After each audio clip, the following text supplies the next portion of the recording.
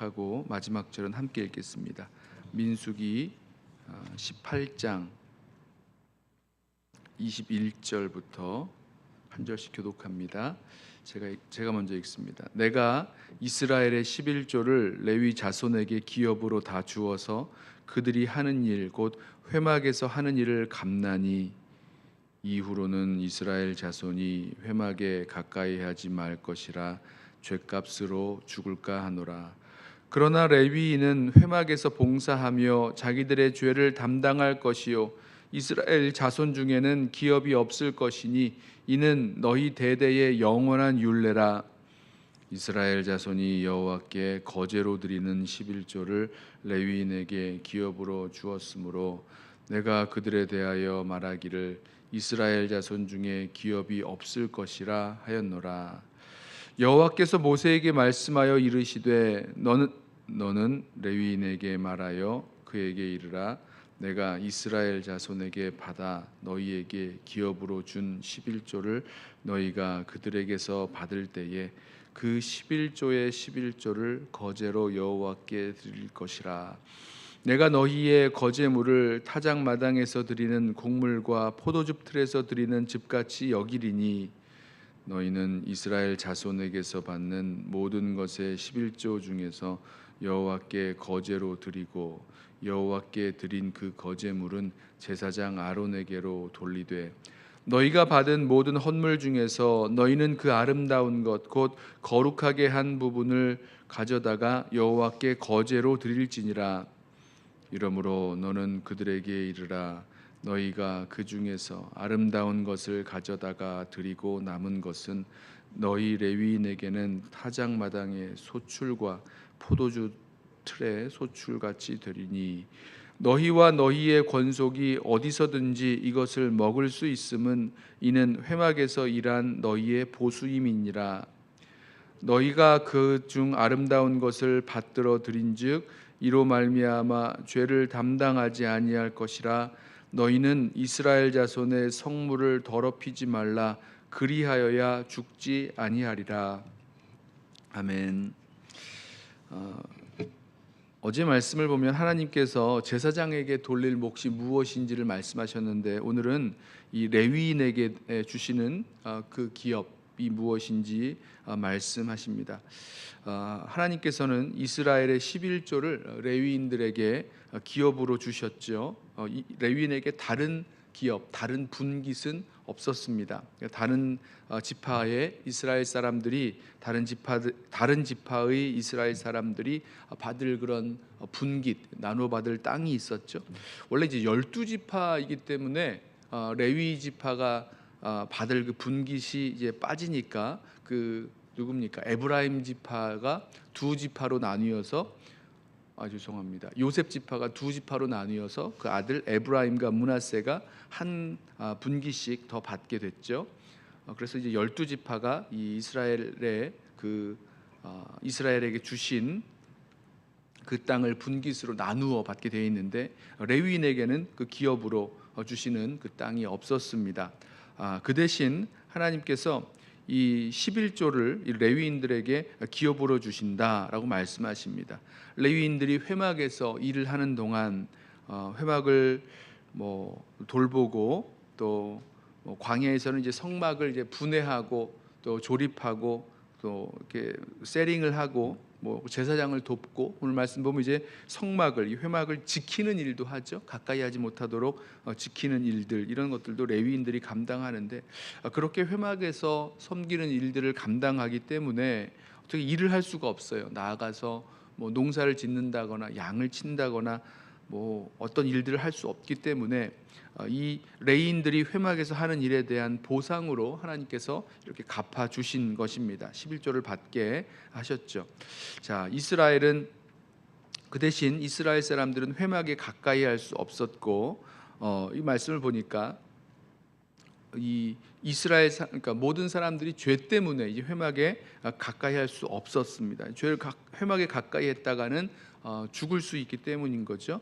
그 대신 레위인들이 회막에서 하고 자기들의 죄를 담당한다라고 하는데 조금 이상한 표현이다 생각할 수가 있는데, 이 자신들의 죄를 어떻게 담당한다는 건가라고 했을 때 마지막에 보면 이 11조의 11, 이 레위인들이 받은 11조의 11조를 드림으로 이 죄를 담당하지 아니하게 된다, 이렇게 말씀하시는 부분이 나오죠.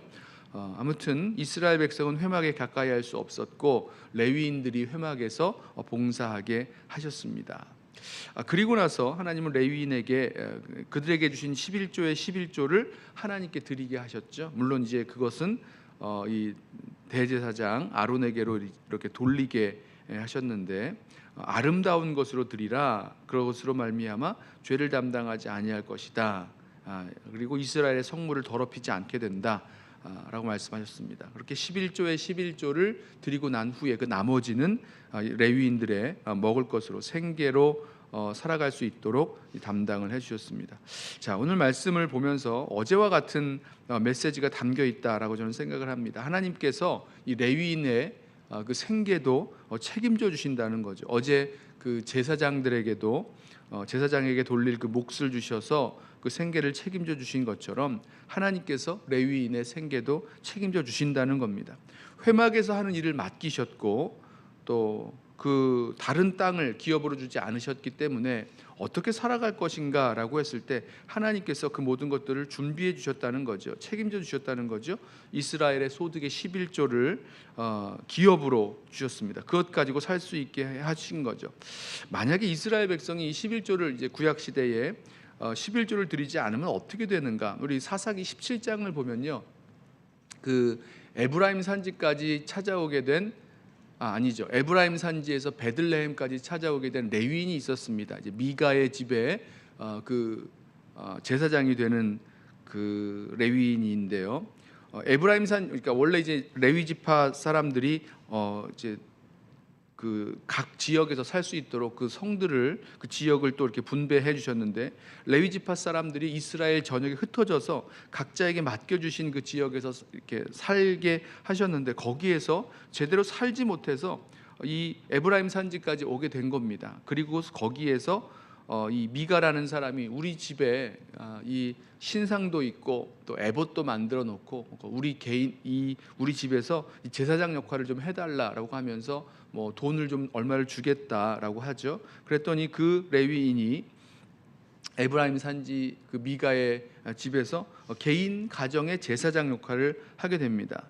자, 왜 그렇게 됐는가 생각을 해보면, 이스라엘 백성이 그 에브라임 산지 지역이겠죠. 그 에브라임 산지에 있었던 이 사람들의 그 11조가 이 레위인에게 제대로 공급이 되어졌다면 이렇게 되지는 않았을 거다라는 생각을 하게 됩니다. 그래요, 이스라엘 백성의 그 소득의 11조를 기업으로 레위인에게 주셨기 때문에 그것 가지고 살 수 있게 하셨는데, 그게 만약 이루어지지 않는다면 생계를 유지할 수가 없게 되고 다른 모양으로 생계를 유지하기 위해서 이렇게 움직이게 되는 모습을 보게 됩니다. 하나님께서 레위인의 생계를 책임져 주시지만 동시에 이스라엘 백성은 이 11조를 통해서 이 레위인들이 살아갈 수 있도록 해야 되는 그런 의무를 감당하게 하셨죠. 자, 그런데 여기 또 한 가지, 이 하나님께서 레위인도 그 받은 11조의 그 11조를 떼어서 드리게 하셨습니다. 받은 헌물 중에서 이제 드릴 때에 이 말씀을 보면 아름다운 것을 하나님께 드려라. 이제 당시에는 뭐 돈을 드리는 게 아니라 이제 헌물, 뭐 곡식이나 아니면 뭐 포도주나 아니면 그 뭡니까? 그 짐승의 첫 새끼 같은 것들을 이제 11조로 드리게 되어 있었는데, 그럼 받은 헌물 중에서 이 레위인들도 뭔가 받았을 때에 좋은 게 있고 좋지 않은 게 있을 거 아니에요. 근데 그 중에서 좋지 않은 것을 하나님께 드리지 말고 아름다운 것을 하나님께 거제로 드리라, 이렇게 말씀을 하셨습니다. 그리고 이제 11조를 드린 나머지는 그 회막에서 일한 보스로 자기들이 또 식구들이 먹을 수 있게 하셨죠. 어디서나 먹을 수 있게 하셨습니다. 그리고 11조에 11조를 드림으로 자기들의 죄를 담당하지 아니한다 라고 말씀을 하셨어요. 이 말씀을 보면서 아마도 이 레위인들도 똑같은 거죠. 사람이 가지고 있는 욕심 내지는 어떤 자기를 위해서 살아가려는 그런 모습들 때문에 욕심이 생기니까 받은 것에 하나님께서 주신 그 11조를 받은 것에 11조를 드리고 싶지 않은 마음이 생길 수도 있는 거고, 또 11조를 드리면서 아름다운 것, 좋은 것으로 드리지 못하고 좀 부족한 것, 나에게 필요 없는 것, 이런 것들을 드리고픈 그런 마음들도 생길 수 있었을 것 같아요. 그래서 말씀하시는 거죠. 그렇게 하지 말고 이제 레위 사람들이, 이 제사장들과 레위 사람들이 이스라엘 백성들에게 이런 것들을 가르치고 또 11조나 이런 것들을 가르치고 또 그것을 얻게 될 터인데, 이스라엘 백성들 앞에서 이런 일들의 모범이 되어야 되는 모습을 또 말씀을 하신다라는 생각을 했습니다. 레위인들도 11조를 드릴 때에 욕심이나 또 자기의 그런 원하는 것들을 구분하지 말고 정말 아름다운 것으로 하나님께 드릴 수 있는 모습을 말씀하셨죠. 자, 이 말씀을 통해서 우리는 이스라엘의 모든 사람이 하나님께서 주신 것 통해서 살아가고 그 중에 10분의 1을 하나님께 드리게 하셨구나라는 것을 보게 됩니다. 그래요. 이 레위 사람들, 제사장들뿐만 아니라 모든 이스라엘 백성이 하나님께서 이제 분깃으로 주신 것, 기업으로 주신 것을 통해서 살아갈 수 있게 하셨고, 또 그것이 하나님께로부터 온 것을 기억하기에 하나님께 드릴 수 있는 것을 말씀하고 있습니다.